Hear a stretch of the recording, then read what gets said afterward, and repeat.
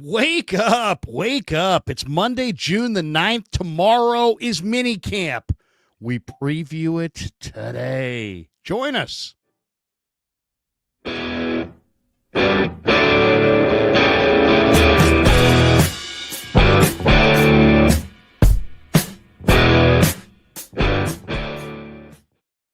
Veterans Mini Camp, you are right, Larry, opens this week down in Santa Clara. I know you'll be down there Tuesday and Wednesday. I'm going to get down there and join you one of these days for sure to go and put the eyes on this football team as it's built, as it will be assembled, really for the very first time. It's a big week for the 49ers. Welcome, everyone, to Wake Up. It's great to have you here. Hit like and subscribe on both channels if you would, please. We're going to talk about who's got a lot to prove. I love this conversation, by the way, because the correct answer is everyone. Everyone has an awful lot to prove. Larry, you and I, we have a lot to prove. You got to go out and you got to earn it each and every day, whether you're in this league, covering this league, around this league. And that's the beauty, man. It is relentless. And, you know, this week really is like the first week of the upcoming football season. If you're really saying, where does it start? I feel like this is a really big week. It was the week that we said, well, they got to have the Brock contract done by. Well, that's put to bed, thank goodness. And seems like all signs are pointed in good directions. So let's get going. I think we'll start with by thanking Ike's for making some delicious sandwiches. And everybody, next time you need a beer, go to the Dubliner West portal. And if you need barbecue, Larry's got a tip. Yeah, seriously, go to Pig and a Pickle. Pig and a Pickle, the best barbecue in all of Northern California. Check them out. They're in Emeryville. They're in Corte Madera. They're open 7 days a week from 11 a.m. till 8 p.m. or until they run out. So check out Pig and a Pickle, the best barbecue in all of Northern California. Get the brisket chili. Tell them that Krueg sent you. We're also brought to you by Sharp Corners, Sports Cards and Collectibles. My good friend Anthony Catania is along the Monterey Peninsula. He's at 205 Cypress Avenue in Pacific Grove along that Monterey Peninsula. He's at 831-521-5264, and he's a great follow on the IG at Sharp Corners 831. We're also brought to you by Claw Daddy Arcades. Big thanks to Claw Daddy Arcades for sponsoring the Krueg Show. Follow them on Instagram at claw_daddy_arcades to find a location near you. And they are our sponsor for the day today, Claw Daddy Arcades, and we love Claw Daddy. And they've got 3 locations in Southern Cal, 2 in the central part of the country, of the state, and he's opening 1 in the Bay Area. So Claw Daddy Arcades, great follow on Instagram. Check him out.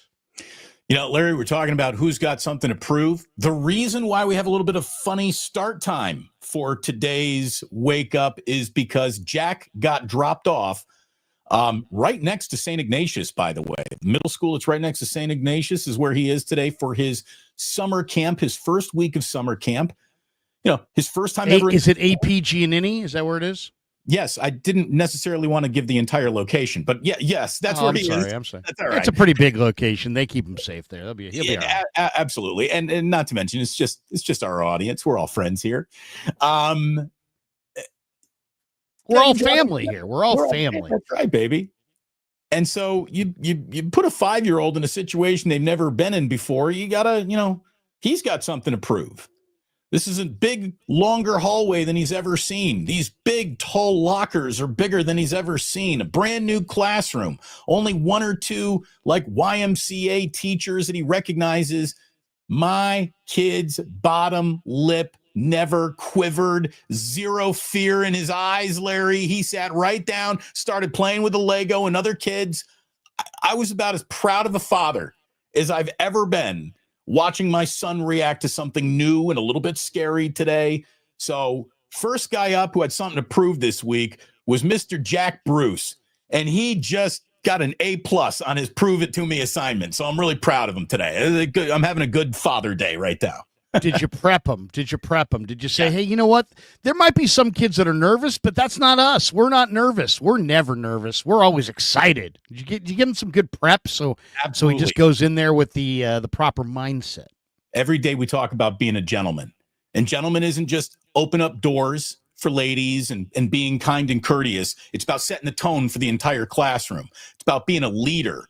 And sometimes being a leader means you're just the quiet kid when the teacher needs quiet. Sometimes being a leader is, moving from one class to the next when they're trying to get one class going. And then, so yes, we talk about growing up and man shit every minute of the day. So he's taking notes. I'm very, very proud of the kid today. I really am.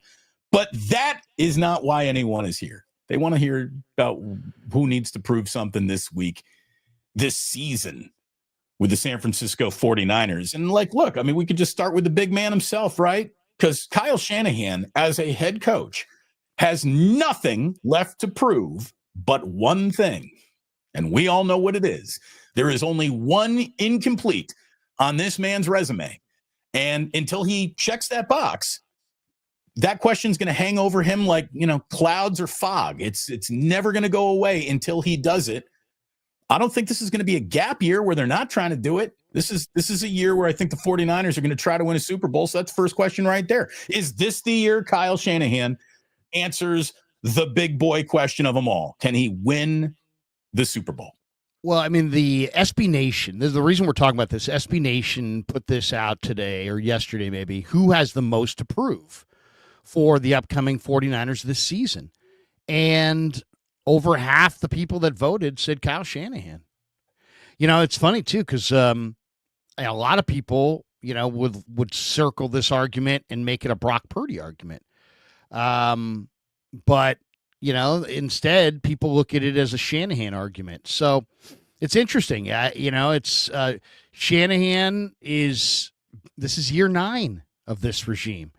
And isn't it interesting, too, that Shanahan's at 52%. He's had this awesome team, and John Lynch is at 9%. And to me, come on, man. Let's be honest here. I love John Lynch. I'm a big John Lynch fan.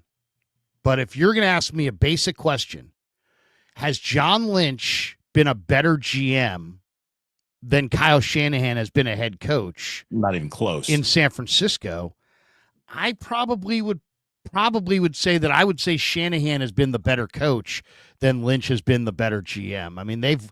They've missed 20 times in the draft. They've missed 10 times in the third round alone. They've missed a bunch in the first round. They've missed more in the first round than they've hit. So, come on, man. And we don't. And here's the other thing. The pushback would be, hey, man, Shanahan's making all the cash. It's his show. And there are people out there that think that John Lynch is truly a figurehead. So I guess maybe some of that 9% baked into that is people that think that this is Shanahan's show and that Lynch is just there as a shield. And these are Shanahan's picks. So maybe that's why they have Shanahan at 52% and Lynch at 9%. But I would say Lynch has a lot to prove just from the standpoint of he's had one good draft class in the last 4. And if he has one, if this is a bad draft class, the Niners are sunk. And if this is a great draft class, they're probably going to bounce back and be on that Super Bowl trajectory. So I think Lynch probably should be number 1, even though the draft, there is really nothing for him to do. The draft's already happened. The trades have already happened. It's more about let's just see how the team that he put together, how does it play? He's got very little work left in his work year. You watch practice squads like a hawk. You look at back of roster machinations at all times, practice squad guys. You're constantly hunting for a guy who might be the next Niner. We'll talk about Gaier Alexander, who got released by the Green Bay Packers. There's a decision that I guess, he would have his fingerprints all over. But yeah, the work is done. We will know whether or not he's done a good job based on the ability of Kyle Shanahan to get, what kind of a season Shanahan's about to have. The two of them are, it's a very symbiotic relationship. If one guy has a bad day at the office, it's hard for the other guy to have a great day. So I think that there's nothing to even debate that Shanahan, if the two of them were on the open market, Kyle Shanahan would get hired within the hour in which he was fired John Lynch would have to shake a few hands and get on a few planes and take a few meetings before he got another opportunity. And he would have many opportunities, whether going back to broadcasting or joining another front office. John Lynch is not limited in any capacity. But yeah, Shanahan to me has nothing to prove as a coach. Other than I disagree with that. He hasn't won the Super Bowl. That's it. Yeah. But that's it. But that's the last. But that's what he's got to prove. Right. But I know he can win playoff games. I know he can win big games. I know he can win.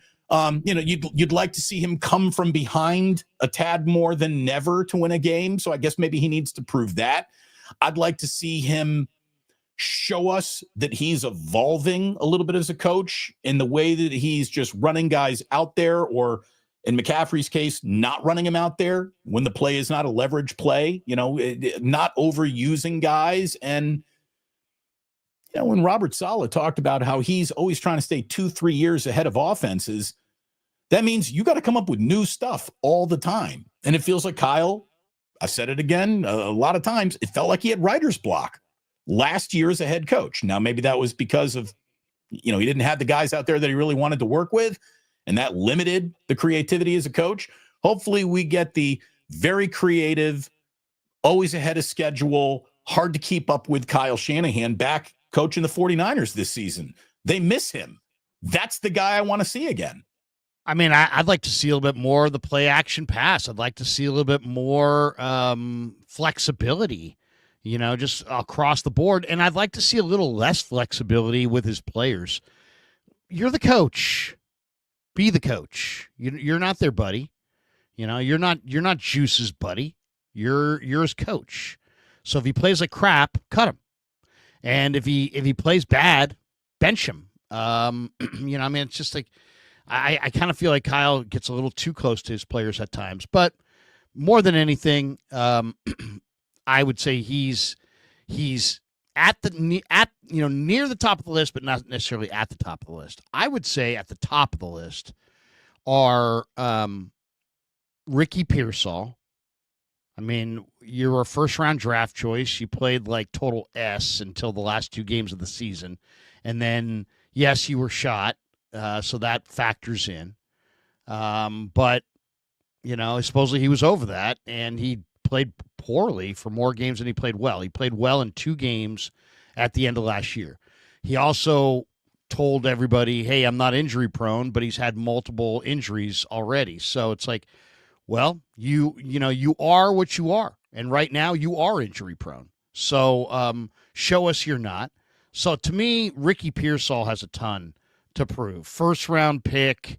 I think he's got a ton to prove. I think you're right. I'll say I think he's the guy. He's number one. And then how far away can Brendel not going to play very much. I know, but when he does come back, he needs to prove that I'm worth it. I'm worth keeping around, because if you thought that the 49ers were willing to move off Brandon Ayuk this offseason, let him do nothing when he is able to return this year. They're going to run away from him as fast as possible. They'll trade him and pick up, more than pennies on the dollar just to get the deal done, because you can already see Brandon Ayuk lives in a world where if things are going to go wrong, he will throw an online temper tantrum. So, this guy has to prove that he can be a trusted agent and a good player again. Really, when I sat down to make this list, again, when your question is, can you win the Super Bowl? That's a big question. So Shanahan, I guess, on top. But like I said, I totally believe in him as a coach. I'm not a disbeliever. I am not in that guy's never going to win it camp. Just to get to a Super Bowl is an incredible accomplishment. Most coaches don't even do that. The guy who got fired has an awful lot to prove, and that's Robert Salah. Robert Salah, we all know that the flaming stink of the New York Jets being a well-run organization, it gets on everybody. And no one is looking at Robert Salah and attaching Jets' failure to him. But he must have been pissed off that he got fired, knowing that I'm out here, with a defense that is kicking ass, and it is Aaron Rodgers' injury and this offense that is not getting the job done. My defense is kicking ass. Why did I get fired? I think Robert Salah is about to unleash a bag of vengeance on the NFL if he's got the right players and right defense to do it with. I can't wait to see his year, the Robert Salah revenge tour. Larry, I'm excited about it. I think Salah's got a lot to prove. Well, he's already had a big hand in it. I mean, he's got to prove that the guys that he picked can do the job. It's like it's not going to be like, well, he didn't have the guys. No, that's not going to be good enough. He picked the guys. He had a huge say in who they drafted and who they signed and who they went after. So, yeah, it's not going to be like, well, if he has the right players, he picked these players. So, I mean, it's like he was given a lot of power. Okay, only thing is I look at him as kind of a conquering hero. I look at guys that have way more pressure on them than Robert Salah. Jake Moody has a ton of pressure on him. He's got the GM's, basically, in his hands. I mean, he's got the GM. I mean, the GM took this guy in the third round. So Lynch is dangling big time on this. And Jake, he had 2 years last year. He had a good year, then he had an injury, and then maybe they rushed him back, and then he was a disaster. And if he can fall out of, part of being a pro at his position is the ability to get yourself in the proper rhythm. That's part of so it's like this whole well, you know what? I came back in the second half of the year and I just was out of rhythm. I lost my rhythm. Well, that's not, I could say that to program directors. Hey, you know what? There was all these Giants games and we didn't have a lot of shows. So the reason I was shitty this week is I'm just out of rhythm. Well, it doesn't really matter. It's like, you were shitty, it's like, when the light it doesn't matter why. When the light goes on, perform. Yeah. I mean, it's like, you don't have, so Jake Moody, it's now or never. And I think it's now or, it's like, it's such a, you don't get forever in the NFL. You don't get a million chances. He's not some awesome star anything. Nobody needs Jake Moody. The league can forget about Jake Moody as soon as they knew his name, and everybody can forget he's there. So I mean, it's like he may never get another shot after this one. I mean, he probably will, but it's going to be in like a workout camp. It's not going to be anywhere where anybody's invested. Right now, the Niners are still invested in Jake Moody. They still want to see it work because Lynch is dangling on it. Shanahan's dangling on it. They know they are. So, so Jake is probably going to be given every opportunity to beat out Greg Joseph. My wish is that if Joseph battles him to a standstill, that they give it to Joseph. But I don't think it's going to happen that way. I think it's going to be like either Jake's going to fall on his face or we're getting Jake. Yeah, I mean, there's a conviction to want it to work, right? I mean, they want it to work for all sorts of football reasons, but they also want it to work for the ego of the draft and us criticizing missed picks and all that stuff. So, yeah, I mean, I think they're going to try to not force it. I hope they don't try almost. To force it. I bet you here's the thing. What's the smarter move? Is it smarter if Joseph kicks, let's just say it's dead even. Is it smarter to go with Moody and stay with the guy you invested the third round pick in? Or does a high profile failure in the regular season or the playoffs make the Moody pick even that much worse? So I don't know. I mean, it's going to be really, really interesting. I would say, Damon, that unless Joseph clearly outkicks Moody, Moody's getting that job. But that might be, be careful what you wish for, because that might be the move that gets John Lynch ousted. Because if Jake Moody misses a kick in the playoffs or down the stretch and the 49ers, lose a game and get knocked out because of it, people are going to go back to that draft choice. So if you got an opportunity this summer to kind of, tiptoe away from it by getting a veteran who can do the job better. And then if Greg Joseph fails, it's like, hey, our kicker failed. But if Jake Moody fails in November, December, it's Lynch and Shanahan failed. Right. It's a referendum on draft failure once again. It's a draft failure referendum, exactly. So that's why I think that one's very, very big. I'll give you another one that I think's major something to prove. I bet we can say it at the same time. I bet we're thinking the same thing. Is he an offensive lineman? No. Oh, okay. All right. I was going to say Mykel Williams. The Niners drafted Mykel Williams in the first round. He had no production. It was very little production. It wasn't based on production. If it was based on production, they would have taken one of the other guys. All the other defensive ends that went in that right around that same area were all more productive than this guy. He wasn't very productive. Shamar Stewart was the only guy who had less sack production. But, the other guys, Green, Pierce, these guys were more productive. So the Niners drafted a defensive end that they loved him at the combine. They loved him at the meeting. They loved his film. They loved it, but it was based a little bit on a projection because he didn't have off the charts production at Georgia. He had nominal production. It was maybe muted because of reasons, but it was muted nonetheless. So this guy's got something to prove. He's got something to prove. They drafted him. That's the highest draft choice on the team. Nobody on the Niners has been drafted higher than that guy for the most part. This is one of the highest picks the Niners have ever had. They get a top 12 pick, and they drafted a guy who didn't have a lot of collegiate production. So he absolutely has tons to prove. I would say that Lynch's reputation is tied much more to Mykel Williams being a force in his rookie year than any kicker, right? Because kickers do miss field goals. This guy can't be missing tackles. He's going to have to look like just a completely steady edge setter everything that he was promised to be, he better be. And then the things that he doesn't show you much promise in, that actual production, the sack totals, he better exceed that too. Yeah. It's huge. And look, I know there's a lot of reason to get excited about Nick Martin. Nick Martin better be the guy. He better be really good, because that might be the single biggest reach of the draft in terms of everybody in the draft. Like, you could have probably had Nick Martin in the third round, fourth round. This was not a player teams were fighting to get. Well, we don't know that. We don't know that.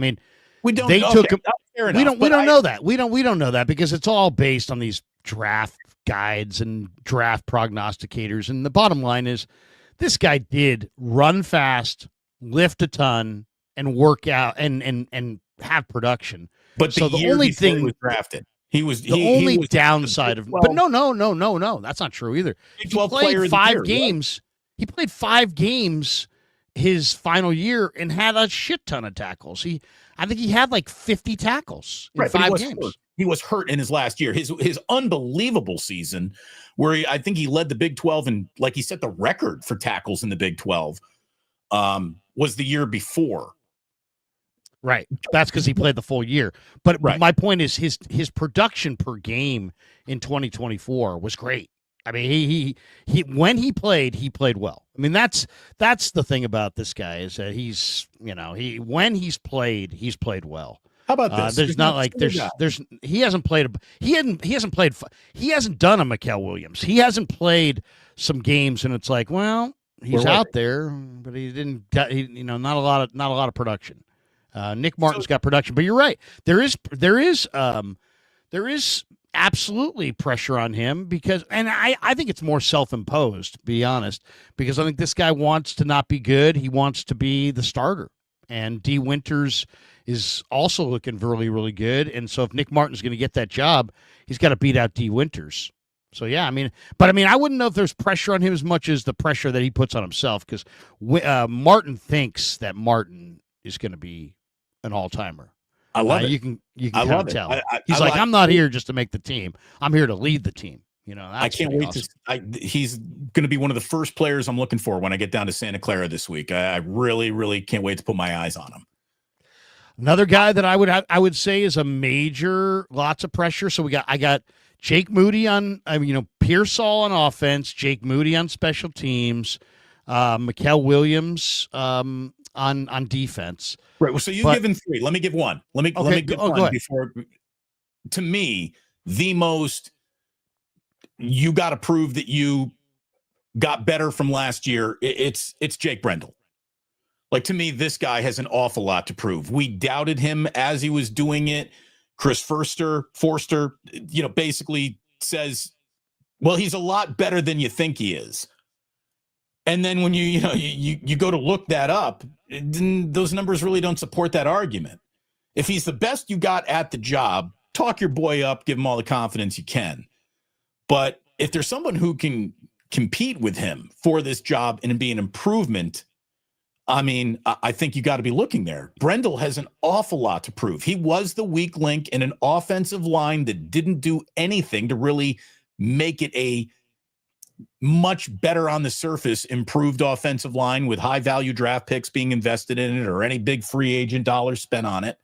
So that guy has to have a good year for this running game to work and for pressure not to come straight into Brock Purdy's lap every single Sunday. So Brendel, I think, is a guy who's got a lot to prove. Like, to me, like all rookies have a lot to prove, right? Like, can you play in this league? We're about to find out. You probably have 2 years. If it doesn't look good, you'll be gone. You don't get that third year. They'll get rid of you. So every rookie's got a lot to prove. To me, this is a veteran with a lot to prove. And there's other guys there that can do the job. You know, you got Matt Hennessy, I thought looked really good in the minicamp. You got Drake Nugent, you got Drew Moss, you got Nick Sakel, you got some backups. I mean, the one area where the 49ers, I think, did give themselves some options is they've got some decent backup offensive linemen. I think the depth of their offensive line is pretty good. Okay, so that's a good one. Brendel. I mean, you know, and it's funny. The more, you know, it's like there's always a backstory. It's like if something doesn't make any sense, there's always a backstory. And sure enough, the backstory here is that Brendel was in Miami with Furster. The Niners were spending tons of money at center and Weston Richburg and Alex Mack. And I'm sure Furster said to Shanahan, hey, I got a guy here who can do the job for nothing, for peanuts, relative peanuts. And so he recommended Jake Brendel. And so Jake Brendel is a success story. He's been the center that they found off the street that helped them save money, that Furster recommended. And so, you know, Furster's all in on him. You know, he's his guy going back to Miami, and he probably made Furster look good in the eyes of Shanahan. And you know, you make somebody look good in front of their boss, they're gonna like you. So that's the backstory. But the reality is that Shanahan was coaching around Brendel. He was calling plays last year like he had no confidence in Brendel. So if that's going to continue, you can't run the ball on 3rd and goal from the 4. You can't pass the ball on 3rd and goal from the 4 after you pass the ball on 2nd and goal from the 4. It's like they had no confidence in their ability to run in short yardage or on the goal line. Going back, I mean, I would say the whole year, but definitely late in the year. So, you know, you got to get it done. You know, if you want to have an offensive line where you can't run it all inside the 5, that's on you. But that's fine, I guess, as long as you win games. But if it starts costing you games, it's no longer fine. So I will say that's a good one. I'll go with another guy who I think's got a lot to prove is Gaier Brown. You know, Gaier Brown was a 3rd-round pick. He wasn't a 1st or 2nd-round pick. He was a 3rd-round pick. But he regressed last year, and then he had the injury. Now he's coming off of surgery. You're not going to have Malik Mustafa. There's no continuity at safety if Brown doesn't win a starting job. You got to have some continuity back there. To me, this is the one area of the football team that is just absolutely up in the air. I mean, you look at all the new faces: Trey Brown, Trey Avery, Jacob Robinson, Richie Grant, Jason Pinnock, Upton Stout, Dallas Flowers, Saron Neal, Derek Canteen. I mean, Marquise Siegel. I mean, they literally added 10 new defensive backs. That's a big list of dudes who play special teams until we learn more. Yeah, I mean, you know, so one, you're going to have to figure out your secondary, but Mustafa is going to be the starter when he gets healthy. And the question is, who is the other starter opposite him, and who are the starters at the beginning? And they added Richie Grant and Jason Pinnock and Siegel, and I've heard great things about Siegel's intelligence and his speed, and I thought Grant and Pinnock looked good in the minicamp. But Gaier Brown, if this is going to be a decent secondary, I think Gaier Brown's got to be, he's got to have a major bounce back year.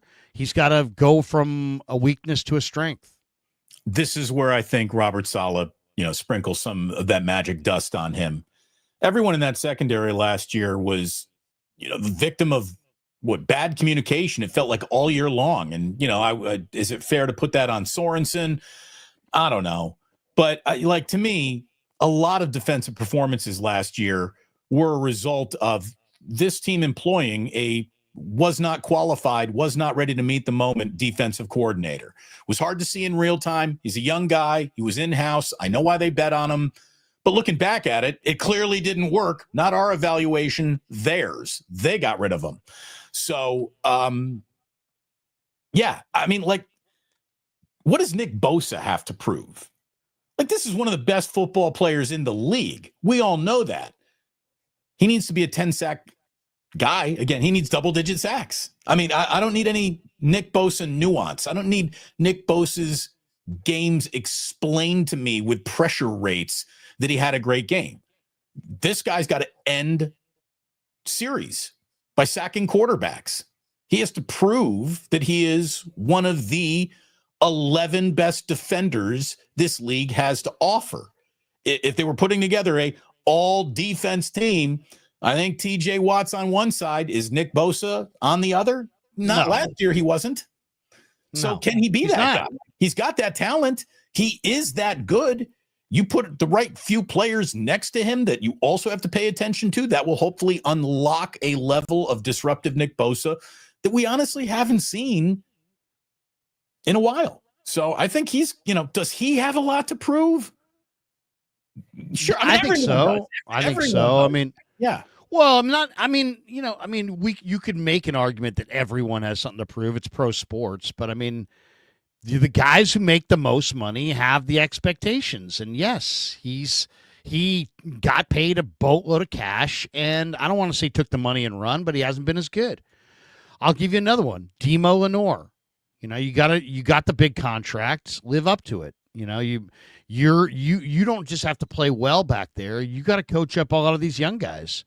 You got Upton Stout, you got Siegel, you got Canteen, you got Jacob Robinson, you got a bunch of new faces. You've got to, you're the guy making the cash in the room. You're the guy that everybody is looking to. So I would say Demo Lenore is definitely a guy that's got to prove his contract. And I really think he's gonna. I'm betting on that guy. I think he's going to have a monster year. I think this is going to be his, I might be one of the best corners in this league year if he goes out and he has the type of season I think he's going to have. I love Diamador Lenore. You're right. Can he prove that he's the guy? I mean, look, a guy we all know when right, he can do it. Christian McCaffrey, are you who you used to be? We're going to find out. And if you are, man, everything with the 49ers is going to look a lot better than if you aren't, because that is he is the tip of the spear. He is the sharpest, most dangerous point of the weapon. And if he isn't that anymore, the 49ers, are not going to battle with what they used to. So I really hope that he can prove it. And then, it's always going to come down to Brock. We always focus on quarterbacks at all times. We all know that there are just going to be people who pounce on that first mistake louder and harder than ever before because he's got the money. I mean, they thought that tearing him down as Mr. Irrelevant was justified. Now that he's a top 10 paid quarterback in this league, they're going to have the pitchforks out. I don't think it's going to affect him, which is why I respect the guy so much. But, is this guy going to justify this huge investment? Now, there was no scenario, no matter what he was paid, where him playing poorly was an option, right? He's got to be good no matter what. But yeah, just to keep the buzzards away, I hope Brock comes out and, doesn't have that early 3 interception game and everyone is just rattled to their core. It's, these things happen. Brock Purdy will have a 3 interception game in his career. It's coming. Well, there's always pressure on the quarterback. I'll give you a couple more. I think there's tons of pressure on Colton McKivitz. He had a good year last year. He's a free agent at the end of the year. He's clearly put on some good weight. Like, you'll see that when you go down there this week. He's gotten bigger. He's gotten stronger. But he also, I don't know if you've seen any of my videos or seen any of my breakdown, but the guy who is absolutely in my mind, the biggest story of minicamp. I've got a video coming out. Yeah, I got a video coming out about him that you and I did on Friday later today. And what a huge opportunity. Austin Pleasance. Yeah. Yeah. I mean, Austin Pleasance, this is like where, my scouting eye tells me this guy is, it's like, so, okay. There was I had an old scout who, was trying to teach me, when I was young, and he was like, hey, look, the one thing you don't want to do is you don't want to read so much about these guys before practice that when you get to practice, you're no longer really seeing anything because you're just looking for things to justify what you read. Right. Confirmation bias is all you're looking for. Don't go in with such, you want to prep's great. But just don't let it impact you want to make sure you walk onto the field to watch with no real preconceived notions, right? You want to let your eyes tell you what you see, not your brain tell you what you're seeing. So, that's really hard for me, Damon, because, I am immersed in this stuff. And I do know the Austin Pleasance story, and I've seen the number of teams that he's played for, and he has piled up frequent flyer miles. He has been all over Timbuktu. He's had multiple stints with multiple teams. He's been on like 5 or 6 teams. So, he is the meaning of journeyman. He is the quintessential journeyman. So when they signed him, thought nothing of it. Nothing of it. And I interviewed him, and nice guy, but still thought nothing of it. Even when I saw him play, I thought, yeah, he played pretty well, but still didn't think anything of it. But then when I saw him this spring in the OTAs, and I'm looking at this guy and I'm like, wow, this guy looks bigger, stronger, more explosive, and he just looks unbelievably fast. And I was like, I couldn't believe what I was watching. And I asked Forster about it, and he's like, that he was as wowed as I was. You could tell. It was like he did not expect. He said, hey, we signed him out of a tryout. We liked him, but, we played him, and he played pretty well at the end of the year. There was no real downside, and we wanted to bring him back for training camp. He's like, but I was not expecting what I saw. This guy is 6'7", 330, and he is moving on the practice field like Trent Williams. He is moving like a tremendous athlete. And it's going to be Pleasance against Dillard, against Burford, and maybe against McKivitz to see who is the who's the starter at right tackle and who's the swing tackle. McKivitz has the advantage, but what I would say is there might be a little pressure on Ben Bartch because Pleasance looked. There's good, there's really good, then there's what he looked like. He looked so good that he's one of your best 5 offensive linemen if he plays. If he continues to look this good this summer, he's going to you're going to want to Forster's going to want to put him on the field. And then that means that were you going to bench McKivitz? Probably not. You probably move McKivitz to left guard. So I don't know. I don't know how it's going to go but they do have depth. Connor Colby, Austin Pleasance, Mykel, Hennessy, Burford, Dillard. They've got some depth this year. But that one right there is it could the emergence of Pleasance is either going to put pressure on McKivitz or Bartch. And maybe even Brendel, Damon, because let's just say Pleasance is awesome at right tackle. And the Niners say, hey, we cannot put a guy who's 6'7", 330 and fast on the bench. We're going to start him at right tackle. Well, then McKivitz goes to where it probably starts at a different spot because I don't think he's the weak spot. Then the question is, does McKivitz move Ben Bartch off of left guard, or do they put McKivitz at center and ask him to play center? And the talk is coming out of West Virginia that McKivitz could play all 5 spots. So We'll see. We'll Been a see. while But, since man, that. Austin Pleasant's his presence and his improvement is like indirectly putting pressure on multiple guys and maybe even a little pressure on Firster to put Pleasance on the field. He's amazing looking. Again, when you talk about one of the reasons why I want to get down there this week, it's because you've hyped me up now on Austin Pleasance. And why? Like, why is it happening this late in a career that has been an unrealized career to this point? And you start looking at it, like you said, he's a new father. That absolutely motivates you to want to go out and provide the best that you can. You know that. I mean, what did that do to you? Look at it this way. I don't think that there was a correlation between the job that I was doing on the radio and my kids being born. Like I buckled down harder than ever, and I'm doing this now. You don't think there was a correlation? Oh no, I absolutely do. Absolutely. Oh, you do think there do what? Yes, okay. There's a correlation between like, oh, this isn't just for me and my ego and my reputation. I got to send these kids to college in 18 years from now. We need money for that. I got to go kick some ass at work. And, and when radio, was started transitioning and started kicking people off, myself and you and others along the way, people who were making big bucks, because you had those kids, you couldn't just be like, screw it, right? I'm out of here.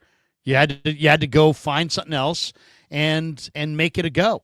So yeah, there's something to be said for that. I mean, the other thing is, it's like, it's really a kind of a weird thing. If I take football out of it for a second, Damon, if I just said to you, man, I got a buddy and he's really, really talented at his field, but you know what? Early on, he couldn't quite find himself, and he went from company to company to company to company.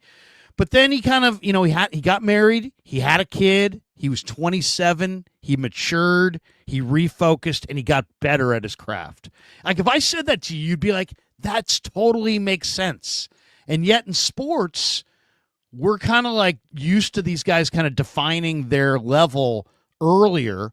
And right. Austin Pleasance is like, what? A 27-year-old guy who's on his 7th team suddenly came of age? Now, some people may be laughing at me saying, hey, Krueg, come on, you're being snowed by a workout. That's possible. I'll say it. It's possible. I have been snowed by a workout before, but I'll just say this. I haven't seen anybody that big, moving that fast, wearing a 49er jersey, playing on their offensive line in a long freaking time, man. They've had some decent players, but usually they've been guards or centers. I can't remember the last time they've had, obviously Trent, but I can't remember the last time. This guy is moving like Trent Williams. Like Dieter was standing next to me. He's like, dude, if you didn't know any better, if I said one of those guys is a Hall of Famer, one of those guys has been on 7 teams, you would never be able to pick it out. Never. It's amazing. So the two of you were passing around that Austin Pleasance joint and just smoking the hell out of it right there. You were very excited. Well, no, Dieter's even more excited. I'm a Pleasance believer. He's kind of a believer that we did bold predictions last week on our stream, and his bold prediction was that the Niners would wind up with a top 5 offensive line by the end of the year. So he likes the kind of the total look of it. Yeah. Okay. Well, that is a bold prediction, but it's really just bold. Spots where it's what 10 spots higher than they were last year. They were 15. How far away is 15 from 5? It's there's improvement. That's not unrealistic. We'll see. Getting guys to learn how to play next to each other and gel together is a rare thing across any football team. There's so much player movement. So maybe the entire line functioning as one unit, as high school coach speak as that is, there is truth to it. So we'll see. I'll give you another one. So here's the thing. You got one? No. So Austin Pleasance, again, he is a journeyman who is about to turn 28 years old. Not only does he have the reality of, I'm a dad and I want to do right by my kids, but he has the reality of, this is nearly over for me. And I know it. If not now, probably never. So he went and had a hell of an offseason, got himself in the best shape he's been. Like you said, he's faster than you could imagine at his size. And maybe he realizes I get one more bite at the apple, so I need to make it count. And some guys do need to be painted, pressured into a corner to get the best out of them. So maybe that's what we're looking at. Yeah. I'm really, I can't wait to see him, either tomorrow or on Wednesday, whenever I can make it down there. I'm going to be looking at Nick Martin and I'm going to be looking at Austin Pleasance, because you got me all juiced up about these guys. Well, I'll give you a couple more. Juwan Jennings, free agent at the end of the year. Is he going to get paid or not? The power of the Niners. Are the Niners going to pay JJ? So there's a lot on him. I think there's a lot on him. I love a good, hardworking player in a walk year. I always do. It works. This is how Ray Durham had multiple major league contracts. He was a pretty good player, but and then it would be his contract year, and Ray Durham was an all-star. And I would bet on Juwan Jennings this year to be an impressive player. Big year it's a big, lot of pressure on Mac Jones. Is Mac Jones, just a one-year wonder in his first year, and then he kind of went downhill in New England, then he went to Jacksonville. It's like, in New England, they didn't have weapons, and it was post-Brady, post-Belichick, and the whole thing, they started putting defensive coaches on offense, and they didn't have any wide receivers. In Jacksonville, it's Jacksonville. He's backing up. But if he comes here and doesn't look really good in the preseason, that could deal his career a major, major negative blow. And I think there's a very good chance that Mac Jones is going to play pretty well here, but he didn't look great in the OTAs. I thought Tanner Mordecai probably outplayed him, but there's no doubt in my mind that there's some big-time pressure on Mac Jones. There's also some big-time pressure on Alfred Collins. Alfred Collins was a second-round pick, and the Niners need their draft picks to play, and this guy is yet to get on the practice field. And that was my big concern on draft day with Alfred Collins was, can he be healthy? And it's like, oh, yeah, all the people who were singing his praises, oh, this guy played 47 of 48 games at Texas. Okay, great. You're right. Why am I worried at all if he played 47 to 48 games? But he is kind of long-legged. He does kind of expose his legs to hits and that kind of thing, and I still have durability issues. And now we're finding out, that was not crazy. And he has yet to get out there. So very concerned about him. Very concerned about him. Do you think we see him tomorrow or Wednesday? I hope. But I mean, I'm not banking on it. He hasn't been out there yet. And probably the number one guy that I think has the ability to go from he has every possible outcome available to him. He could get cut and not make the team and be a footnote, or he could make the team and become a starter. He's got that kind of talent, and it's Darrell Luter Jr., their fifth-round pick in 2023. It's now 2025. You don't get forever. You get a year or two, and especially when you're a fifth-round pick. If you're a first-round pick, you maybe get 3 years, but a fifth-round pick gets a year or two, and this would be his second year. So, no, I guess this would be his third year. This would be his third year. So he was a 23 draft pick. He had the 23 season, the 24 season, and now he's got the 25 season. And it's like, it's now or never Darrell Luter. He's big and rangy and long-armed, and he's a press man corner, and he's talented and athletic, but that doesn't matter. I mean, he's played 10 career games. They have not. He's been hurt. Yeah, I mean, here's the thing. He will be the defensive back equivalent of Austin Pleasance, and he's about to be a journeyman if it doesn't click for him here and now. He's going to have to move on to another situation to see if he can crack that situation, because he hasn't been able to crack this one yet. And again, Diamador Lenore is going to do everything he can to keep him off the field, right? Well, the Niners, and there's a little wrinkle here that also – the Niners for the last 2 years have cut a good corner in favor of a veteran corner because they didn't want to tell Jed that they misappropriated a couple $1 million of his money. So they cut Deshaun Jameson because they'd signed Isaiah Oliver, and they didn't want, even though Jameson was way better than Oliver in the preseason, it was like, you know what? We paid Oliver. We'll cut Jameson. And then last year, they did the same damn thing. They signed Isaac Yiadom, and then they're like, you know what? We're going to cut Samuel Womack. Well, what did Samuel Womack do? He went to Indianapolis. He outplayed Isaac Yiadom for cheaper, and you went with Isaac Yiadom. So it's like 3 years in a row. Yeah, you cannot cut good young corners. You never get rid of quality cover guys, ever. Well, hit like and subscribe, everyone. It's great to have you here. Welcome to Wake Up if you're just joining us. The big news in the NFL today, since we're talking corners right here and now, Larry, the Packers have released Gaier Alexander. This is a 28-year-old two-time Pro Bowl corner. I think it was Coach Yak shared a tweet that the 49ers have the second best odds to maybe go out and sign him. He's only been healthy in 3 of his last 4 seasons. This has been a guy who's had trouble staying on the field. On the field, though, he's good. Would you be interested in a Gaier Alexander at $15 million a year? Because that feels like ball game, starting ballpark of his price tag. You got all this cap space. Would you say, hey, au revoir, Luter Jr.? Because if Gaier Alexander's on the roster, you ain't. Well, I don't necessarily see it that way.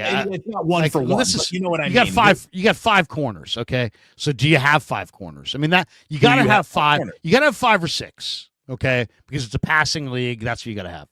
They have Demo, and they have Renardo, and then they really like this kid Upton Stout, who was their 3rd-round pick.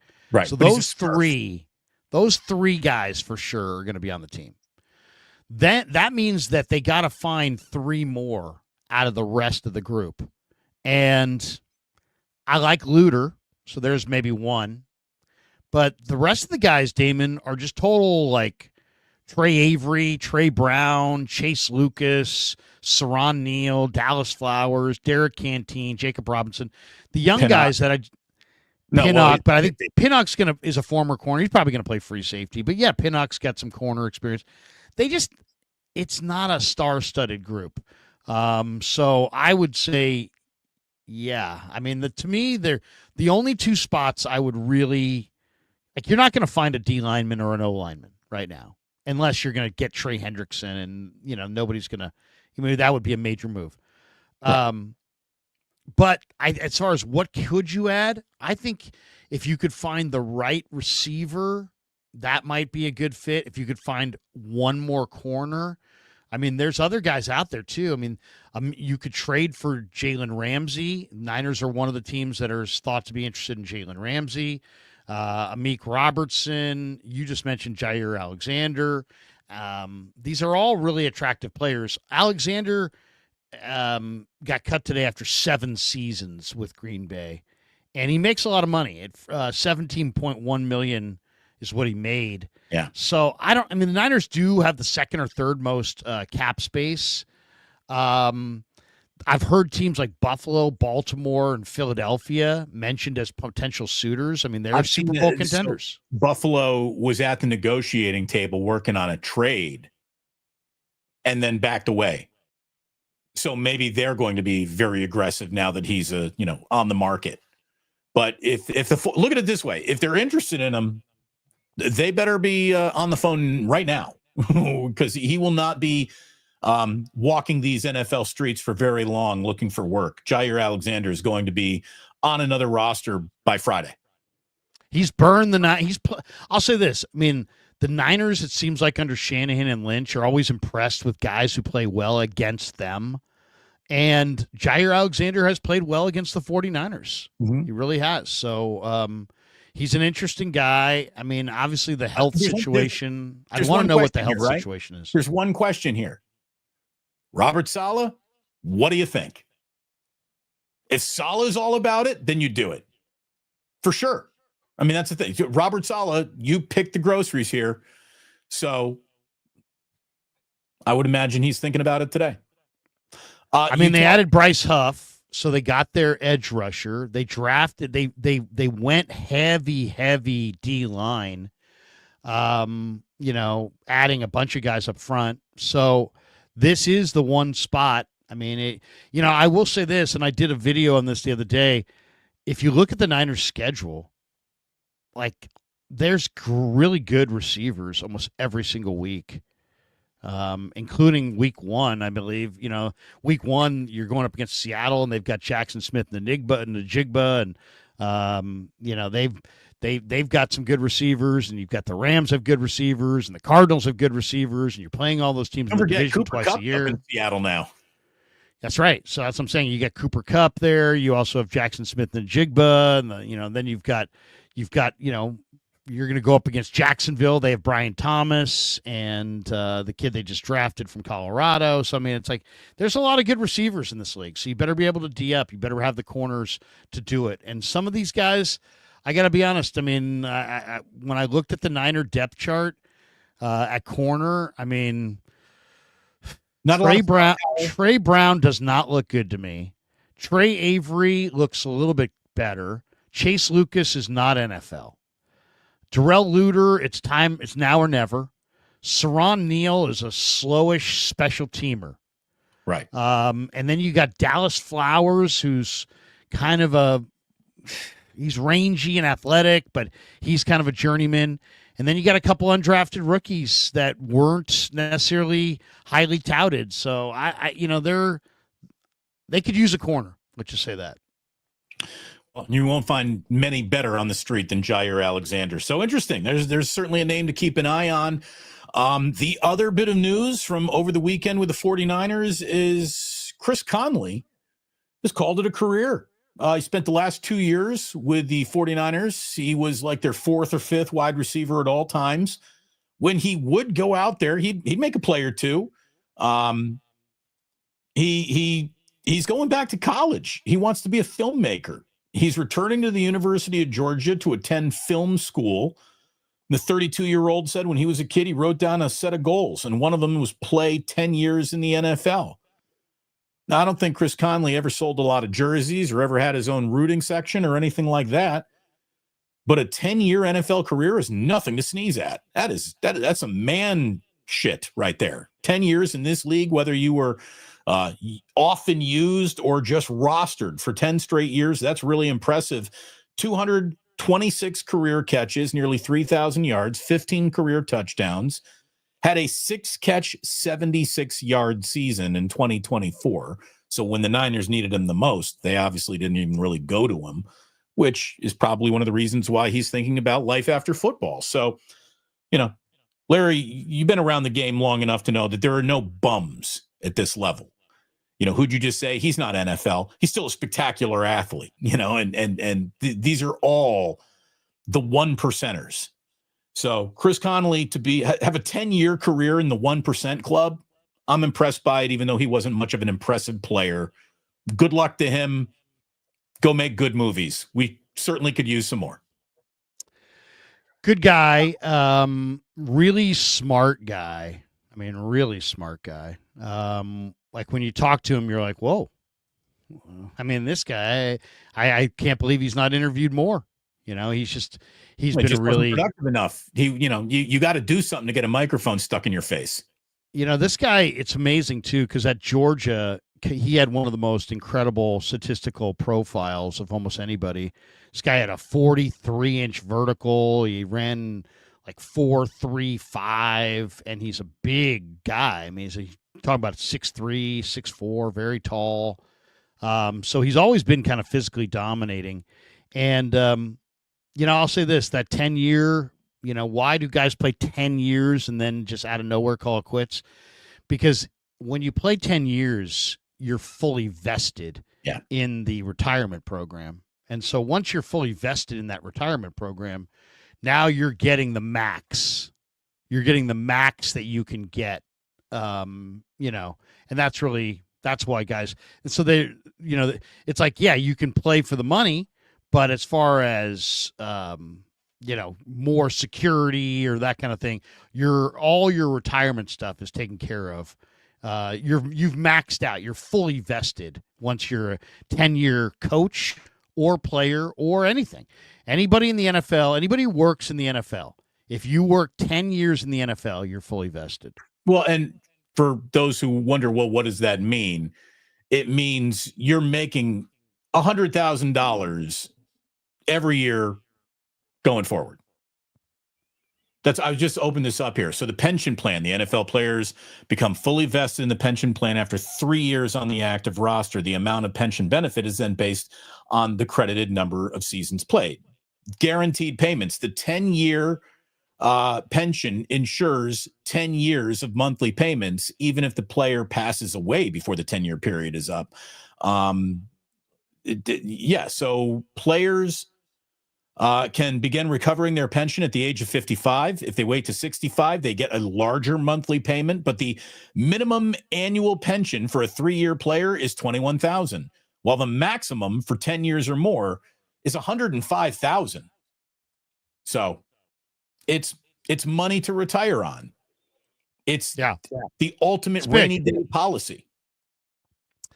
Yeah, it's absolutely, and it's huge. So good for Chris, and I'm sure he'll do good things. And he was an underrated player. He really was valuable for the 49ers. He was a very good special teamer, but he was also a guy who made plays against Detroit in the second half of that game. He made a big play, and they had some injuries in that game. They needed him to step up, and he did. I'll tell you, I think the smartest guys in this league are the ones who use the league more than they let the league use them. And it feels like that's what Chris Conley just did. He got in, he got paid, he played, he got out healthy. He's still got a big, bright future in front of him. He can walk around and say, I'm a 10-year NFL vet for the rest of his life. And by the time he's an old man, that money will come back to him. And good for him. Seriously, good for him. Instead of staying in the league too long and getting your brain scrambled and your body beat up, no one should play more than 10 years in this league, to be honest with you. It's bad for you. So good for Chris Conley. Everybody who dealt with him seemed to like the guy, so we wish him the very best.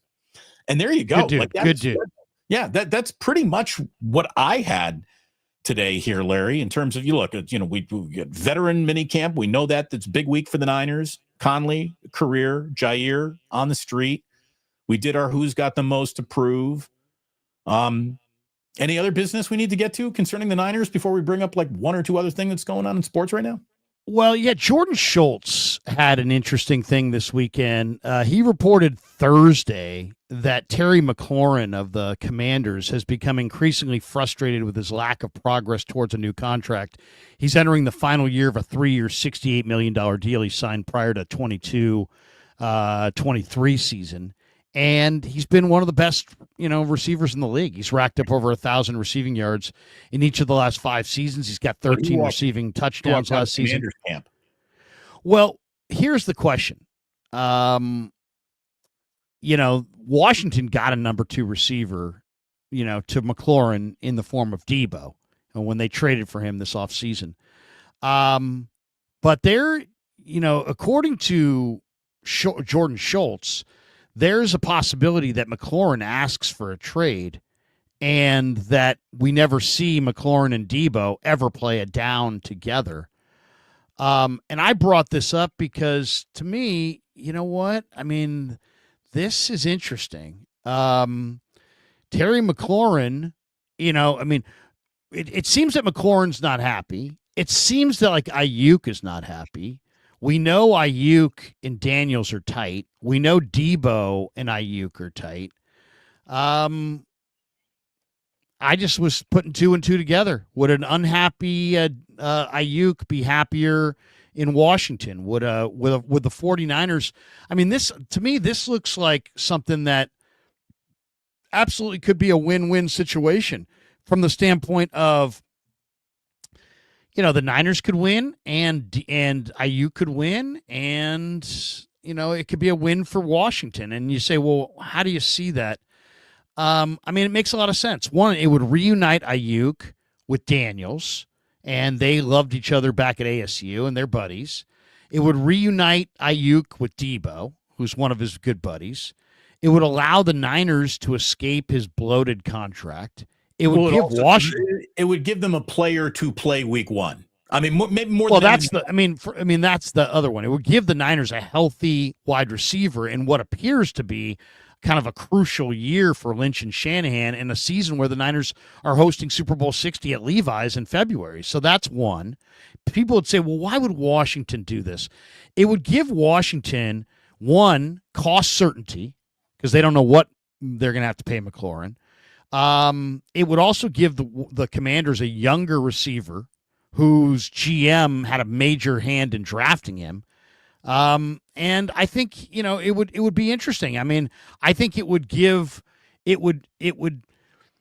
definitely help the Niners this year, but it probably would help Washington down the road. And then, of course, this deal could be, somebody said, well, one side would have to throw in more. Okay, I mean, whatever. I mean, you could have somebody throw in a 3rd round pick or a 4th round pick, and maybe the Niners throw it in because McLaurin's going to play before November, and Ayuk's not going to play until November.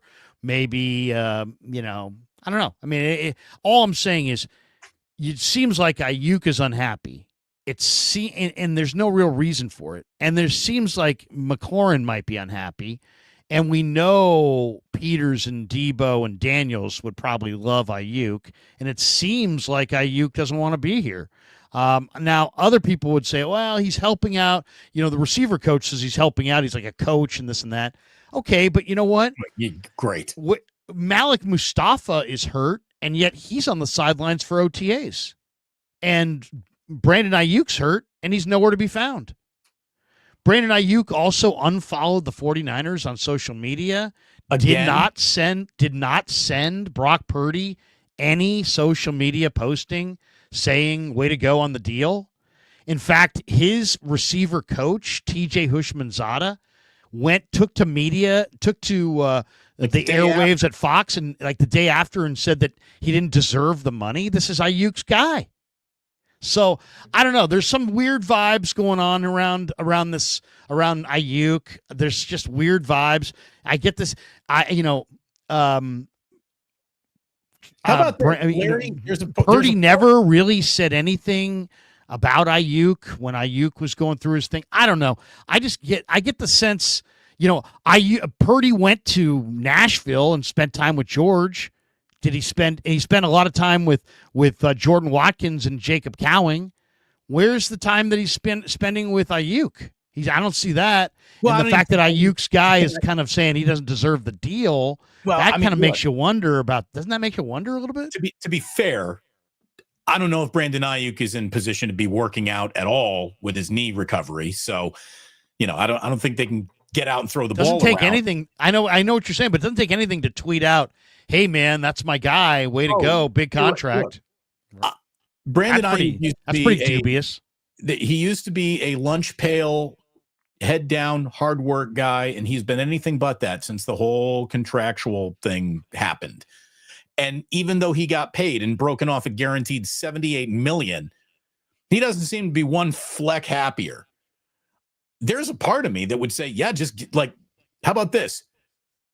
If you can get rid of Brandon Ayuk and you don't get back Terry McLaurin, that might be the right thing to do if this guy's just going to be, just the bummer of the summer and always a reason why people are, upset or tiptoeing. No one wants a player that they got to tiptoe around.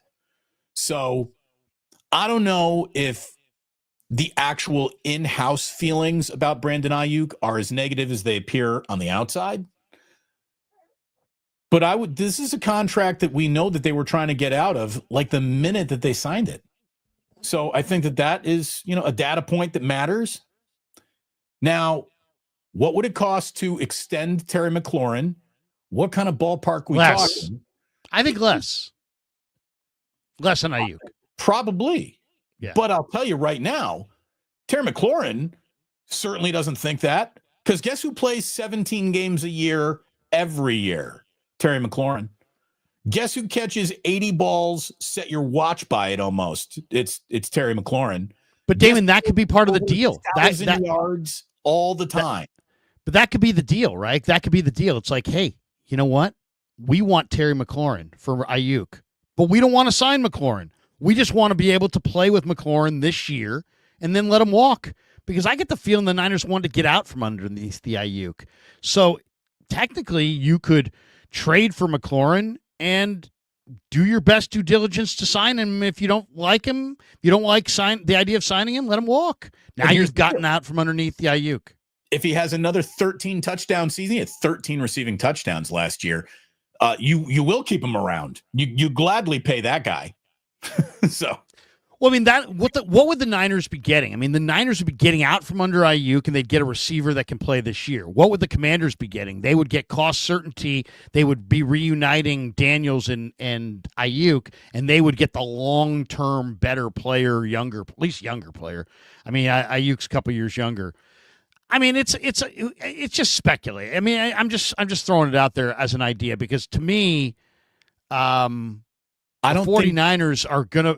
I mean, I guess the question is this: we started this with this conversation. We could probably finish it with it. How big of a year is this for John Lynch and Kyle Shanahan? How big of a year? Is it, if you're in the camp that, it's not that big a year, then maybe they don't do something like this. But if you're in the camp that's, damn right, this is a big year for these guys, then maybe they're willing to do something to incentivize Washington to make this trade.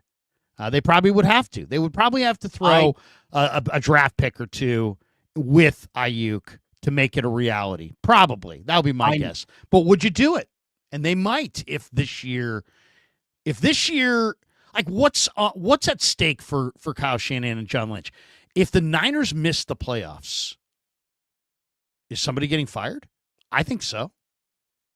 There will be hell to pay. Somebody's head's rolling if they miss the postseason, looking at this schedule without the explanation of, Brock Purdy got hit by a Caltrain on his way to the station one day and wasn't able to play missed 9 games.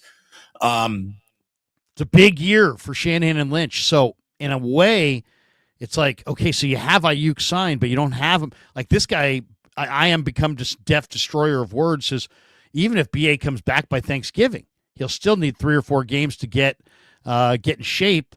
Just sit him. Yeah, I mean, that's the thing. I mean, in a way, you've almost got like a built-in redshirt year here for Ayuk. So you probably would have to incentivize Washington to make that deal. But maybe Washington would be eager because they at least, if they don't want to pay Terry McLaurin. I don't see why the Commanders would do it. There's really no upside in doing this other than saving money on. You're making McLaurin. It depends if you think Ayuk's better. Have you if you watched any bit of last year, are you getting better as the Commanders if you put have most trouble separating wide receiver duo on your roster? They've already put one. Do they really want to put another guy? So I just don't think that's true. It's a good point. I don't think there is a reason for Washington to do this trade. There is definitely a reason for the 49ers to be interested in it, but I just think that Washington, again. Well, wait a second, Damon. What if Terry McLaurin demands a trade? He threw 13 touchdowns. Your rookie quarterback, who is now the face and only thing that matters in your franchise. You might want to keep that guy around. You might want to make that guy happy. And we all know that wide receivers, get their panties in a bunch one day and it's kumbaya the next. I guess the frustrating thing on Ayuk here is that where's the kumbaya? Like, dude, you got what you wanted. You wanted big money. You got it. Why are you so upset? Tomorrow is mandatory minicamp for Washington as well. And it sounds like McLaurin is going to be a no-show at Washington's minicamp for the first time in his career. Well, so we'll see. I mean, why would they do this? They would do it because they either don't like McLaurin, don't like McLaurin, don't like the holdout, or really, who knows? I mean, if this is Jaden Daniels, if this is Jaden Daniels' show, then if it's his call, he might want Ayuk. I'm just saying, I don't think I don't think it's a deal that gets done without the Niners throwing extra in there. I don't think it's a swap that gets done just one for one because of the scenario. But we don't know what kind of discontent there is between McLaurin and the Commanders, and we don't know what kind of discontent there is between Ayuk and the Niners. So if you could offer me we'll a level of certainty of Adam Peters was already living on 1, 2, 3, 4, screw this guy street, then maybe. But I don't know. How does Adam Peters feel about this whole thing? Is he going to say, all right, if he goes to hold out during mandatory minicamp, this guy doesn't miss football games. He's always in shape. I really don't give a shit. And we'll get this deal done somehow, some way. We'll smooth it out. I mean, it's pretty standard operating procedure right now if you're the Commanders. I don't think that they're at any point of no return yet with a guy walking off a practice field. It happens. I don't know. We'll see. I mean, we'll see what happens this summer. If he holds out and doesn't show up, we don't know. We'll see how it goes.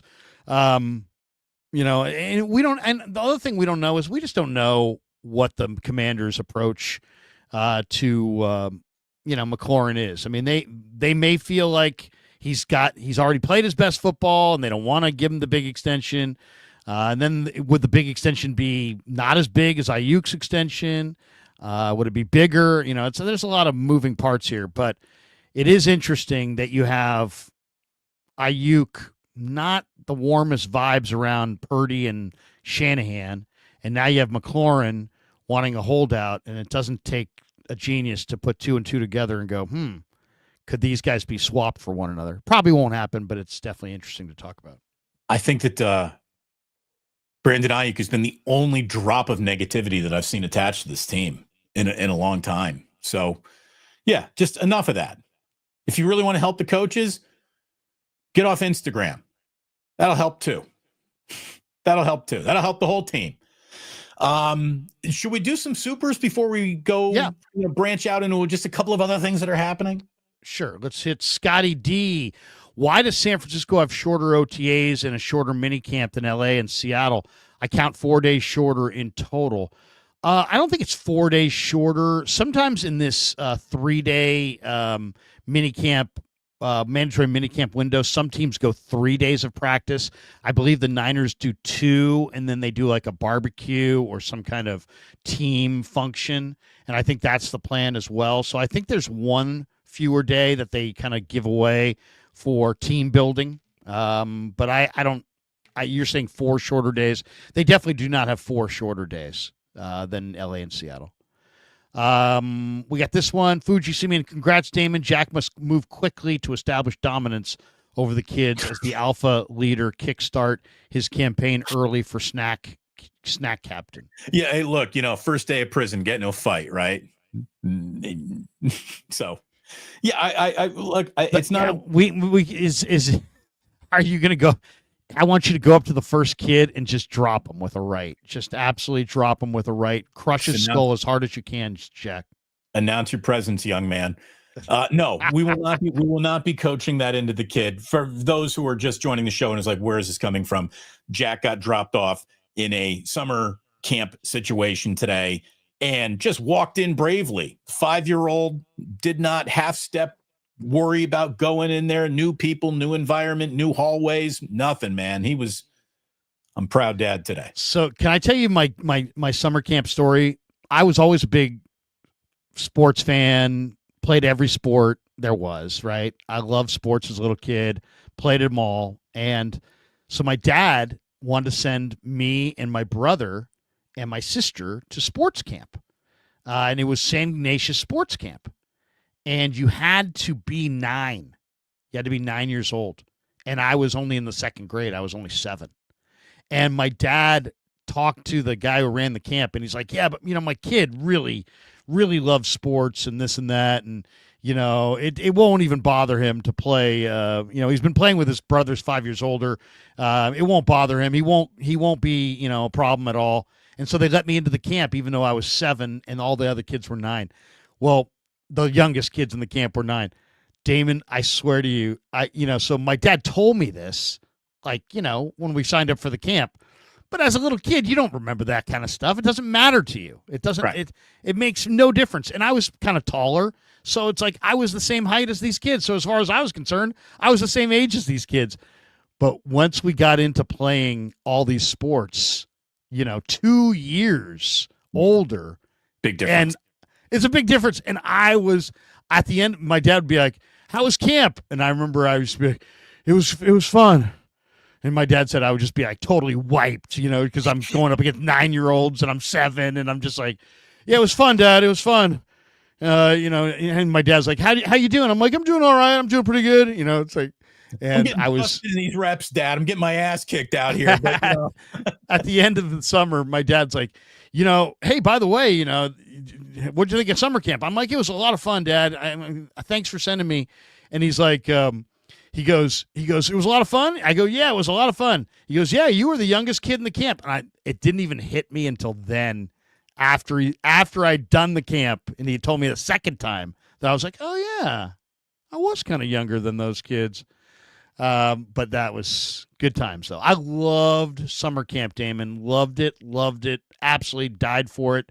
We played kickball. We played baseball. We played basketball. We ran track. We played soccer. We played war ball. We did. Oh, it was so great. I love summer camp. He's got different summer camps throughout the summer. Like, this is actually a Chinese language immersion summer camp that he's in right now. Right. Since he kept that, he's been doing that through his entire schooling process. So we figure we keep it up so he doesn't lose that muscle. And then he's got something called, later this year, I think it's run through the YMCA. It's like Tree Frogs, where they're going out and playing in nature all the time, and like exploring tide pools down in Monterey. He's got some really, really cool shit coming up this summer. So I hope he has a great one. I mean, he's a curious, happy little kid, and we're not going to send him into a weight class that he's not ready to duel in like your dad did. Yeah, seriously. Yeah, I mean, and it was all because it was like, "Hey, we can send both of our boys to the same summer camp." I think my dad probably said to my older brother, "Keep an eye on the little one. Keep an eye on the little kid." But yeah, I remember thinking at the end of those days, I was just like dog tired. That's good. By the way, that's the key of summer camp. Kids are like puppies. The more tired they are, the better they're behaved. Yeah, seriously. Fuji Simeon, will there be a bottom of the pint for Friday's Giants-Dodgers game? We'd love to get some bottom of the pint merchandise like stickers and coasters. Fuji, I'm working on the bottom of the pint merch, talking to Kev about that. I always leave it up to John Lund to see if he wants to go, because he's more of a newlywed, where I've been married for 25 years, so I leave it to Johnny. But yeah, if it, I'll definitely send him a text on Wednesday or Thursday saying, "Hey, are we doing bottom of the pint?" But why not? Let's do it. By the way, the last one it went 3 hours, and the Giants are scoring very few runs, but they did win. They've won 5 in a row. God bless them. Seriously, it's unbelievable, really. Joseph Ernberg, what draft pick are you lowest or uninspired on? Oh, that's a good one. What do you think, Damon? Is there one of the draft choices that you're like, I just not quite there? In the sense of being fair, I want to go down and put my eyes on him before I answer that question. I'm not going to tell you I'm really disappointed in a player I haven't even looked at yet. So sure, I'll give you one. And now, granted, it's the last pick, but Junior Bergen. I was watching Jordan Watkins and Junior Bergen fielding punts the other day. And this is all Junior Bergen does. He's not a receiver. He's not a running back. He's not anything. He's a returner, and a returner only. And I saw him juggling at least 2 punts. And to me, if that's all you do, man, you better be really good at it. So I would say I'm a little nervous about Junior Bergen. And I didn't like the pick to begin with, a 7th-round pick. On a return man. It's like, come on. I mean, you should have saw. And if you really had the inside skinny on this guy, you should have all the more reason not to draft him. You should have signed him after the draft. Instead, they used a draft pick on him, and they needed more offensive linemen. They needed more linebackers. They needed more. I wouldn't have done that. So to me, the Niners get a little. They get they start believing that they're better than they are. We don't have a single guy that we can draft to make our football team except for a kicker. It's like, no, you have other needs. And it's like, if you don't believe that, it's like when you start believing that we're just one, no, you're not. You need to, you got to keep building. It's a football team. There's injuries, there's turnover, there's short careers. You have to keep building with big time guys, and to go with a kicker and return guy, too special teams oriented. You can't have anyone who tops out at punt returner. Yeah, and you can't have you stop drafting special teamers. Stop drafting kickers. Stop drafting punters. Dallas got Brandon Aubrey in a tryout camp. If they can find Brandon Aubrey in a tryout camp, why can't you? Well, and for a head coach who famously said, look, I'm just trying to not lose games on special teams, you have really overinvested draft-wise in the opposite of that. Like, how come your special teams aren't winning you games based on the investments you've made? Right. And again, now Brant Boyer is here to fix all things. And you want to talk about pressure? Brant Boyer. Yeah. If this team understands how to make a tackle on punt or kick return, that's good for 1.5 wins right there. Well, seriously, they were so bad on special teams, kick and punt coverage, that it was embarrassing. But once again, Damon, and I know, there is nobody. There's no team in the history of the league that, man, they're shitty offense. Man, it's a lousy defense. But the special teams are awesome, and they won the Super Bowl. No. It's like somebody playing fantasy football in your league for the first time, drafting a kicker early. No. It's like you're not smarter than everybody else in the fantasy league. You're dumber than everybody else in the fantasy league. Right. Stop pretending you're smarter. You're not. We got this one from 49er Reefer. Should we sign cornerback Jair Alexander? Good fit. It's a conversation they got to have. Got to have it. Got to have that conversation. If you said to me, give me a spot where you think the 49ers, obviously the line of scrimmage is everybody, right? Right. But the Niners got better depth on the defensive line, better depth on the offensive line. So I would say if I wanted to help this football team, I would help them either at receiver or at DB. Safety, corner, or receiver. Larry, this is probably the best player that you can add at this point in the year for nothing more than just money. Yeah. That's it. You don't have to give up a singular asset. You're not trading with the Packers. There's nothing going out to bring him in other than dollar signs and decimal points, which they have. So I would have him on a private plane flying in today if I were them, just to talk. Well, and I'm going to share the screen and let you see this. This is the over-the-cap situation on everybody's cap space. And you can just see this real quick and where the Niners sit. The problem is he has been hurt. He's been hurt a lot in his last few seasons. He has not played, I think, more than 15 games in any year, and that was 2 years ago. So the Niners have $46.5 million in available cap space. Now, they'd like to roll a lot of that over, but so what? This year takes precedent over next year. There's only one team in pro football, the Patriots, who have more cap space than the Niners. And if you look at the bottom of the list, you got teams like the Bills. People are talking about the Bills getting Jair Alexander. They've got $1.6 million in available cap room currently, the worst in all of pro football. There's only 3 teams that have hardly any cap space. The Bills, the Giants, and the Falcons all have $5 million or less.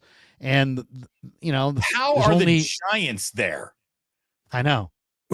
What are they getting for bad that? Structure, bad structuring of contracts, or maybe they're doing it intentionally. Who knows? But the Niners, once again, $46.5 million in available cap room. It's a lot of cap room. So, the question is, do the Niners, how do they view this season? Do they view this season as they're not going to be very good and they don't want to extend financially? Or do they view this season as, you know what? We think we can be very good, and we do want to spend that money. So I don't know. I mean, there's multiple ways to look at it. Jason Lutz, Pleasance, the next Mostert, cast off to starter. I could see it. I know it sounds crazy because we're talking about Austin Pleasance, and the guy was signed literally in December off the street, and he's a nobody. He's been on 7 teams. I get it. I'm just telling you, I noticed that a guy looked like a ton at minicamp, and when I mentioned it to his offensive line coach, I could tell that Chris knew exactly what I was talking about, and he thought he looked like a ton. So we'll see. I don't know. Fuji Simeon, LOL Larry, dilemma for John. Drink beer live stream Friday night watching Giants versus Dodgers game, or spend time with the wife? Yeah, well, I'm not saying that it's going to be, that he doesn't have a hard decision to make, but John is a newlywed. You got to remember that. So, I've been married since 1999. My wife, when she asks me if I'm streaming, she wants the answer to be yes. When John's wife asks him if he's streaming, she wants the answer to be no. It's the difference between 25 years. That's funny. Are you streaming tonight? No. Why? No. I want more money. Fuji Simeon, I will admit SI had the better summer camps, no cap. Oh, SI did have, wow. SI did have great summer camp. Oh, I love summer camp, Damon. Love summer camp. I can remember, what was another thing that we did in summer camp? We went on field trips. We would go as a camp to the Giants game. We would go to camp to go to Great America, to Marine World, the Exploratorium, the aquarium, all these different spots. And it was the era where people would bring those big boombox radios on the bus. Do you remember those? Oh, people right. used to carry radios around. Now it's like before headphones were invented. Well, and it used to be guys carried big radios. It wasn't like you didn't carry a transistor. It wasn't like, oh, I got a radio. It was like, no. Dude, I got a radio. I got like a suitcase, But yeah, kids would, there was always a kid or two that would bring a radio, and we're sitting there, singing, Human League, Don't You Want Me, Baby, or something like that. Or maybe I can remember back then, we actually were singing Don't Stop Believin' when it was like an actual hit. I mean, like Don't Stop Thinking About Tomorrow, Fleetwood Mac. No, Journey. The Don't Stop Believin', how now it's like a classic. Well, when I was a kid in summer camp, that was just like on the radio. Right. That was before Sopranos used it at the end of the cutoff, and everyone now knows about it. But yeah, no, that was a huge song. Journey was freaking huge, man. Well, the other one was big, and when I was in summer camp do you remember the song by the Human League? It was called Don't You Want Me? Larry. Don't you want me, baby? You don't remember that song? Don't you want me? Oh, in a bar when I met you. Yeah, exactly. That was like, I can remember one of the hot songs, whatever year I was in summer camp. I think it was probably 19. You probably weren't doing an awful lot or something like that. You probably weren't listening to an awful lot of 95.7 The Game when I was in afternoon drive, because you were on the radio too. But one of the bits that I had was when in 2016, when the Cubs were winning it all, that song was being played, and I was screaming, "Don't you want Ben Zobrist? Oh, Ben Zobrist! Oh!" And literally Ben to this Zobrist. Day, whenever Gianna hears Human League, she texts me, "Don't you want Ben Zobrist?"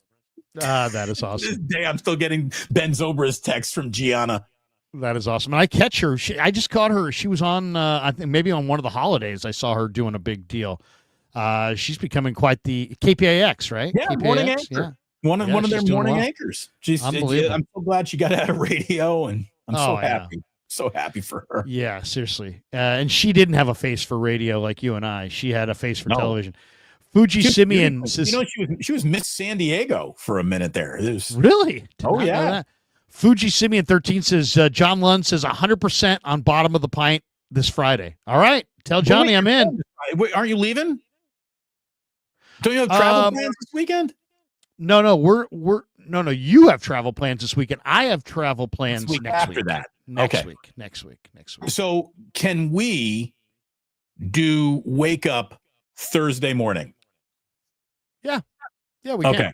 Because then we can have 2 wake ups this week, because speaking of San Diego, I'm going to San Diego this weekend.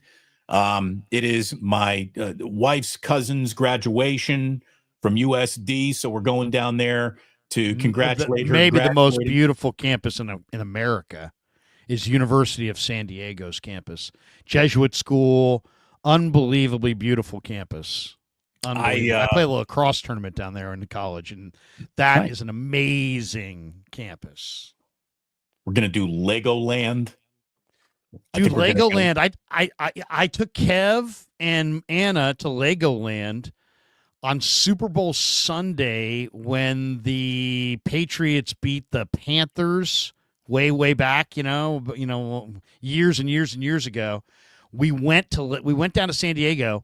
It was Super Bowl Sunday. We got up early in the morning with the kids and went to Legoland and did Legoland from 10 a.m. to 3 p.m. and then went home and watched the Super Bowl. Legoland is really great. Really great.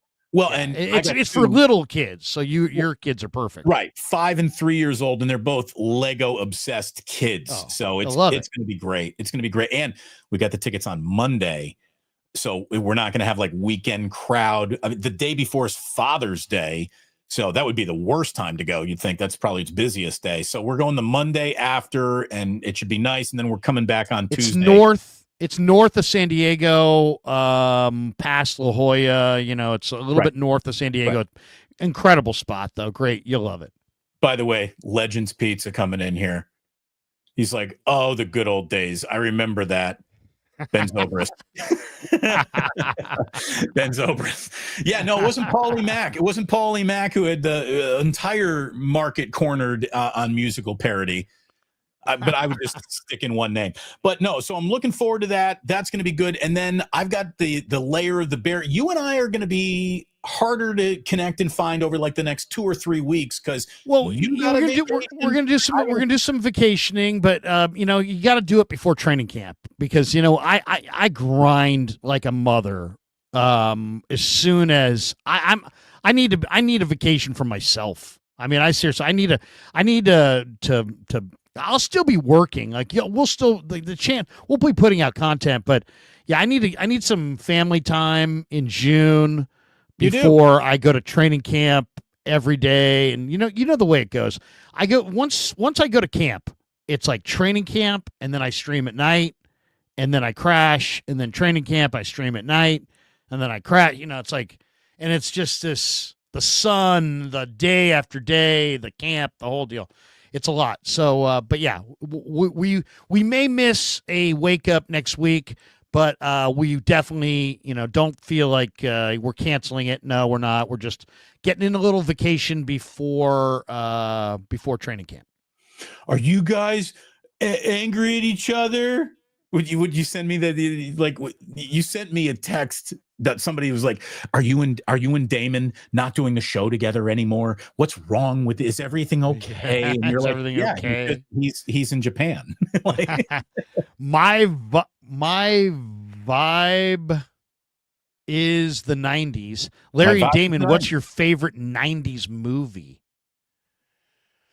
God, I can't even think of a 90s movies. I don't know if it's not. I'll give you one that I love.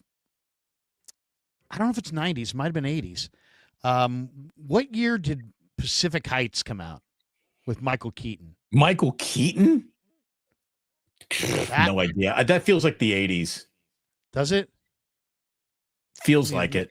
Let me just quickly look that up. What year? I mean, when you say 90s, one of the first things I think about is Basic Instinct was a huge movie in the 90s, right? Pacific Heights is a 1990. Okay, so you just get in there. It's an American psychological thriller written by Daniel Pine, starring Melanie Griffith, Matthew Modine, and Michael Keaton. Yeah, to me that was somebody who grew up in San Francisco. Shawshank Redemption. The Rock was about as 90s a movie as you could get. It was a little dark as far as not, when I say dark, I don't mean like the mood. I'm talking about just the way it was filmed. What, Pacific Heights? No, The Rock. The Rock. It was a little dark. Didn't you think? I don't mean it was like dour. I mean, it was like literally dark. It was a dark movie. I mean, maybe because it was San Francisco, and maybe, I don't know, the Pacific or the Presidio or whatever. I mean, that movie, I don't know, it just seemed a little dark. Rock, the movie The Rock. By the way, I'm like scanning 90s movies right now. Maybe here. Give me name a few so I can refresh my memory. Quintessential 90s movie, American Pie. Okay. I mean, that to me is goofy comedy. You're looking for something with more substance than that? No, I mean, I liked American Pie, but it was truly juvenile. Of course. That's what made it fun. Right. American History X, 1998. That was a monster. From Dusk Till Dawn. Wayne's World. 1990. Dazed and Confused, 1993. Although it didn't give you that 90s. Oh, okay, maybe I got it. Because it was just supposed to be funny, but then it became like, oh, that's more than just funny. That is a freaking hit. That's an instant classic. And she was a Niners fan. Something About Mary. Something About Mary with Cameron Diaz at the peak of her hotness, although maybe that was The Mask. She was so hot in The Mask. But Cameron Diaz that was the girl you wanted to marry. You would have, like, come on. She was awesome in that movie. I'll give you a couple. I've seen it a bunch of times, but A Few Good Men. Oh, yeah. Here you go. You want real good, but here you go. The Sandlot. The Sandlot was great. It was. Dude, how about that right here? Moltisanti. Pulp Fiction and Heat. Yeah. Yeah. Here's the thing about Pulp Fiction. Careful. It just was another movie that was so dark. I mean, it was like a guy gets his brains blown out in the back of the car, and it's like people are laughing about it. There was something wrong with that movie. Yeah, but it changed movies. That was a great movie. How about it's the only movie in my life that I saw on back-to-back nights. I went on a Friday and then I went back on Saturday. Paid for it twice. It's the only movie in my life I've ever done that to. One of my favorite Die Hards was Die Hard with a Vengeance. I like that one. That was a good one. Home Alone was a classic. I dated a girl at Sac State who had a VHS of Home Alone, and if I would stay in her dorm room, she would put this thing on every single time. It's like she watched it every night. Casino was great. 95, that was great. Office Space is maybe the greatest movie of all time. Braveheart. I love Office Space, and that was 90s. Braveheart came out in 95. That was a monster. You know what's a great movie with Clint Eastwood is Unforgiven. Oh, I love the Western classic. That's a great one. One of the single best Gene Hackman performances. He was great movie. Great movie. As Little Bill. Boys in the Hood. I thought Boys in the Hood was one of my favorite movies in the 90s. I love Boys in the Hood. I still can't believe they shot Ricky. I know. It was a tough way to go. It was. I mean, he had such a bright future. Oh, man, dude. I'm with the FBI. Point Break was from 1991. That was just on this weekend. I just saw that. You want San Francisco? Mrs. Doubtfire. I hated Mrs. Doubtfire. Oh, Mrs. Doubtfire was great. I didn't like that. How about this one? I'll just give you the line, and I'll just give you a line from inside the movie, and you pick the movie. Okay. I can still smell the fresh paint. I can still smell the fresh paint? Little old lady going, I can still smell the fresh paint. Titanic. Okay. Well, of all the things to quote, I guess that I guess I could have put my arms out like that. So here's the deal. Titanic was incredible. Like, is it the ultimate chick movie? Yeah, there's a lot of like female energy in that movie for sure. But when you just sit back and you watch it, it's incredible. Like those were special effects that we had never quite seen quite like that. I mean, it was really something else. It was a spectacle. This has also kind of been in one of my fears, just to like die in the ocean like that. And so it's just there's something watching that gigantic boat sink to the bottom of the North Atlantic, split in half, and just imagine what those people's thoughts were. I mean, just unbelievable. By the way, I don't know if you've ever seen. Romance. I agree with you. I love True Romance. Quentin Tarantino. When you've seen pictures of the Titanic up against like some of the bigger cruise ships that now are out there, I mean, the Titanic was a freaking rowboat compared to some of these cruise ships. Absolutely. It's a little, put a sail on it into a little skipper hat. And yeah. There was a cruise ship the other day in dock along the waterfront in downtown San Francisco. I thought it was a skyscraper. I mean, it was a massive, massive boat. Right. How's that thing float? Like, how's that not get top? Oh, by the way, you're so right here. A guy who is a scene stealer instantly. True Romance. James Gandolfini plays the guy who roughs up Patricia Arquette in the hotel room. And it's a scene where he is a menacingly scary, yet somehow charming hitman. And that was the precursor of Tony Soprano right there. I mean, and what movie's that? True Romance. Oh, I didn't see it. Oh, you've never seen True Romance? Oh, dude, True Romance. Never saw True Romance. So True Romance has one of the single greatest Christopher Walken monologues ever. Inappropriate, cannot share an element of it here, but dude, you got to see True Romance if you've never seen it. That thing's a great movie.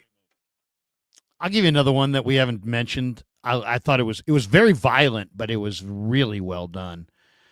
L.A. Confidential with Kevin Spacey, who's kind of a freak show, but Russell Crowe. But L.A. Confidential was a hell and of a that was movie. Guy Pearce. Isn't that the other guy? The guy he was in it too. But yeah, fantastic. James Cromwell plays the cop who was the bad cop at the very, very spoilers, everyone. Spoilers here. But yeah, that was really good too.